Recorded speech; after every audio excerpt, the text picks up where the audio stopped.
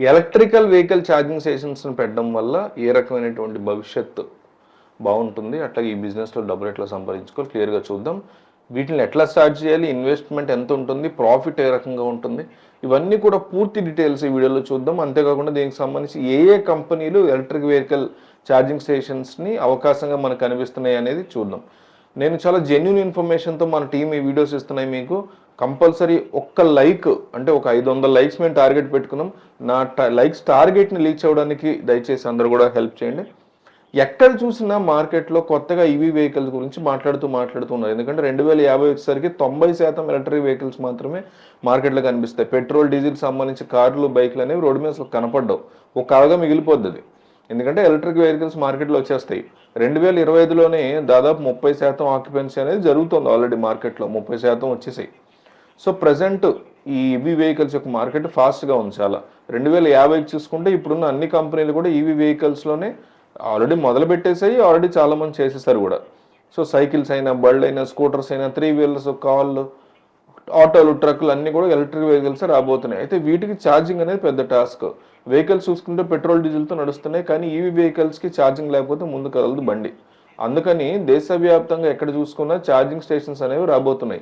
EV charging stations కోసం 100 మంది ఎదురు చూస్తున్నారు. ఎందుకంటే మెట్రో నగరాలు, కాస్మోపాలిటన్ సిటీస్ ఇక్కడ కనిపిస్తున్న EV stations semi urban, rural areas కూడా వచ్చేసాయి. సో 2025లో ఈ మార్కెట్ పెరుగుతూ వస్తుంది. అంటే 20,000 స్టేషన్స్ అయినా ఇసరు వస్తాయి ఈ ఏడాదికి. ఇది ఎట్లా స్టార్ట్ చేయాలి, ఇన్వెస్ట్మెంట్ అనేది కొంచెం పెట్టుకోవాలి, కానీ భవిష్యత్తులో బంగారు లాంటి ప్రాఫిట్స్ వస్తాయి. మార్కెట్లో కాస్త ఇన్నోవేటివ్గా ముందుకెళ్ళాలని ఈ కంపెనీస్ ఆలోచిస్తున్నాయి. ఏ కంపెనీ చూసుకున్నా, మహీంద్రా కానీ, హుండై కానీ, ఎంజీ కానీ, ఇలా ఏ కంపెనీ చూసుకున్నా, టాటా కానీ, టెస్లా ప్లాన్ అయితే ప్రపంచవ్యాప్తంగా ఉంది. సో ఇండియా వ్యాప్తంగా కూడా వీళ్ళు ప్లాన్ చేస్తున్నారు. ఏ కంపెనీలు ఎలక్ట్రికల్ ఛార్జింగ్ పాయింట్లు ఉన్నాయని మనం తెలుసుకోవాలి. సో ఇప్పుడు మనం చూస్తే ఈ కంపెనీస్ డెల్టా ఎలక్ట్రానిక్స్ ఇండియా, అలాగే ABB India, Exicom, P2 power solutions, పార్టూమ్ ఇండియా, హొగయ్య పవర్ గ్రూప్, ఇట్లా చాలా ఉన్నాయి. ఛార్జ్ ప్లస్ జోన్ అని ఒకటి ఉంది మనకు తెలిసింది. ఇట్లా ఇవన్నీ కూడా చాలా ఫేమస్ అయినటువంటి కంపెనీస్. ఇవన్నీ కూడా ఛార్జింగ్ స్టేషన్స్ అవకాశాన్ని కల్పిస్తున్నాయి. సెంట్రల్ గవర్నమెంట్ మనకు విషయాన్ని చెప్పింది, ప్రతి 3 కిలోమీటర్లకి ఛార్జింగ్ స్టేషన్స్ ఏర్పాటు చేసుకోవచ్చు. హైవేలో 25 కిలోమీటర్స్ కూడా ఏర్పాటు చేసుకోవచ్చు. ఇలా మనం అప్లై చేసుకున్న వెంటనే దీని పర్మిషన్స్ కూడా రావడం జరుగుతుంది. అంటే ఎటువంటి లైసెన్స్ అవసరం లేదు దీనికి. స్థానికంగా ఉండే ప్రభుత్వం నుంచి ఏ ప్లేస్లో దీన్ని స్టార్ట్ చేయాలనుకుంటే దానికి సంబంధించి మున్సిపల్ అట్లాగే పంచాయతీ అధికారుల నుంచి ఒక పర్మిషన్ తీసుకుంటే సరిపోతుంది. దీనికి సంబంధించి ఎటువంటి లైసెన్స్ తీసుకోవాల్సిన అవసరం లేదు. దీని గురించి సెంట్రల్ గవర్నమెంట్ ఆల్రెడీ క్లారిటీ ఇచ్చింది. మనం చెప్పుకున్న కంపెనీస్ ఏవైతే ఉన్నాయో, ఏ కంపెనీ తీసుకున్నా ఫ్రాంచైజ్ అనేది మనకి స్టార్ట్ చేయాలన్నప్పుడు మొత్తం అంతా వాళ్ళే వచ్చి డిజైన్ చేసి ఇవ్వడం జరుగుతుంది. ఇన్వెస్ట్మెంట్ ఒకటే మన బాధ్యత.